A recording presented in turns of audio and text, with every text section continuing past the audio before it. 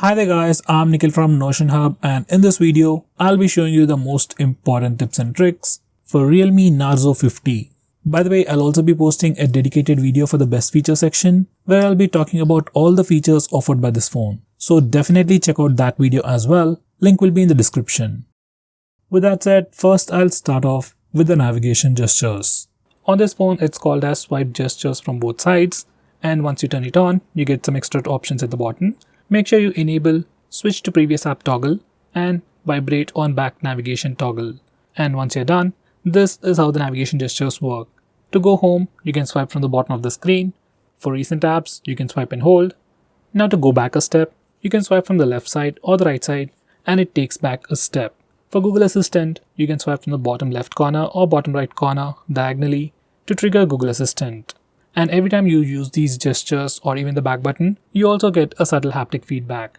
Besides that, you can also swipe left or right on the bottom of the screen to quickly switch between applications, just like on iOS. Next, we have a new gesture called icon pull down gesture. Now once you enable this feature, on your home screen, you can swipe diagonally on the left side or right side to quickly pull down all the icons near your finger. It's just a quick and easy way to reach out applications just with a single finger. Next, we have swipe down gesture on the home screen. By default, it is set to search or global search. Once you do a swipe down gesture, you can search for application names or even contacts directly from your home screen. I personally suggest you to change it to notification drawer. Once you do that, you can do a swipe down gesture to pull down the notification bar, which I think is much more helpful. Next, we have dark mode. You can enable it from the notification toggles or directly from the display settings. And once you enable the dark mode, all the system UI elements change to dark mode. Even some of the stock applications like phone dialer, messaging application also change to dark mode, and even some Google applications like Play Store or YouTube switch to the dark mode automatically. Dark mode helps your phone look much more cooler, helps you save some battery, and puts less strain on your eyes at night. Next, I'm going to show you different ways to take a screenshot on this phone. So first we have the normal way where we can use the buttons. Just press the volume down and power button both at the same time to take a screenshot. Next we have 3-finger screenshot gesture. Now this feature is enabled by default. To take a screenshot, you can just swipe down using 3 fingers and your phone will take a screenshot. It's just like pressing the buttons, but instead of pressing the buttons, you just need to swipe down using 3 fingers and your phone will take a screenshot. Personally, this is my favorite way to take a screenshot. Next, I'm going to show you how to take a long screenshot. For that, first take a regular screenshot and then click on the preview. Now select scroll. Now you need to scroll the page. And once you're done, you'll get a long screenshot. Finally, we have partial screenshot. To take a partial screenshot, just place 3 fingers on the screen for a second and then slowly swipe down. Once you do that, you'll get a preview window and then take a partial screenshot. You can also resize this preview window to get an accurate screenshot. Next, I'm going to show you how to trigger Google Assistant with the power button. Just enable this toggle and now press and hold the power button to trigger Google Assistant. If you press and hold the power button longer, we will see the power options. If you are using navigation gestures, this is pretty useful. Next, we have some important screen off gestures. We have things like double tap to wake. We can also draw a note to open the camera application.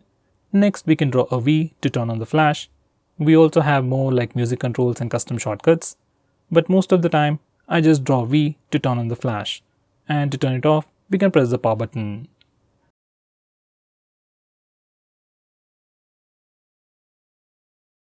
Next, we have a pretty cool shortcut to start or open split screen mode. This feature is enabled by default. Just make sure this particular toggle is enabled, and if it is enabled, you can just swipe up using 3 fingers to open the current application in a split screen mode. Now this is an Oppo phone, it's not like other phones, so some of the applications will not support this feature. With that said, most of the applications, especially third-party applications, do support split screen mode. Next, I'm going to show you digital well-being. Now this is a feature from Google and you can find it in settings. This feature analyzes your phone's usage and gives you a complete report. It shows you how many times you've unlocked your phone, how many notifications you've got, how much time you're using your phone, and which apps you're using the most. So with all this information, you can know your usage and you can also limit your usage using this feature which is a pretty cool thing. So let's say if you don't want to watch videos on YouTube for more than 1 hour in a day, we can put up such restrictions using this feature. Next we have wind down. This is another feature from Google which will help you sleep faster at night. Using this feature, we can schedule our phone to turn on grayscale mode and do not disturb mode automatically at a specific time. This is something I would definitely recommend you to try. Next, I'm going to show you how you can change your default apps, whether you want to change your default launcher, default browser or anything. For that, we need to first go to settings. Once you're in settings, select app management, then select default apps. Now from this page, you can change your default launcher, default SMS application, browser and so on. I would definitely recommend you to change your default browser to Google Chrome. Next, I'm going to show you how to display the battery percentage on the status bar. For that, go to settings, then select notification and status bar, and then enable this toggle. Once you do that, we can see the battery percentage on the status bar. In the same way, if you want to see the network usage on the status bar, enable this toggle. Next, I'm going to show you how to display the RAM information on the recent apps page. For that, go to settings, then select additional settings, and now enable this toggle. Once you do that, we can see the RAM or memory information in the recent apps page. Next, I'm going to show you how to record the screen on your phone.